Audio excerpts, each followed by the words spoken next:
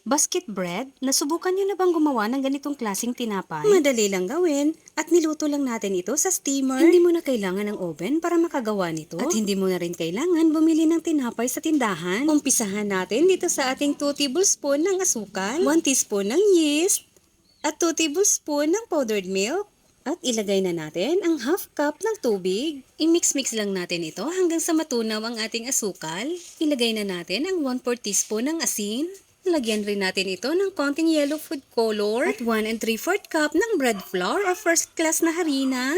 Ilagay na rin natin ang 2 tablespoon ng margarine. At masahin lang natin itong mabuti ng mga 4 to 5 minutes hanggang sa makuha natin ang tamang consistency para sa ating dough. Gaya nito. Nagpahid lang ako ng margarine dito sa ating mixing bowl. Takpan lang natin ito at i-rest lang natin ng 1 hour. At gagawa muna tayo ng palaman. Maglagay lang ng 1/3 cup ng bread flour or first class na harina, 1/4 cup ng asukal, 2 tablespoon ng cocoa powder, 1 tablespoon ng margarine, at 1 tablespoon ng tubig. At i-mix-mix lang natin ito. Medyo dry po ang ating dough. Magdagdag lang tayo ng konting tubig. Once ganito na ang consistency ng ating dough, i-form lang natin ito na lag at i-slice lang natin ito ayon sa dami ng ating tinapay. Bilugin lang natin ito lahat. Matapos natin mabilog ito lahat, iset aside lang muna natin ito. After 1 hour, nag-double na ang size ng ating dough.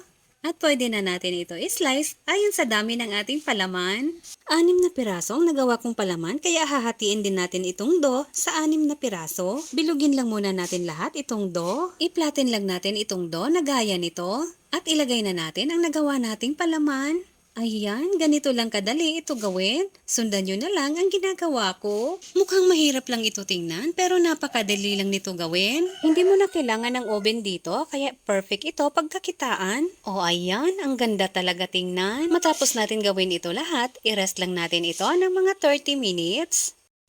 After 30 minutes, mag-brush lang tayo dito ng itlog. Matapos natin malagyan ito lahat, takpan lang natin ito ng cling wrap at ready na ito para ilagay na natin sa steamer. At steam lang po natin ito ng mga 45 minutes in medium heat.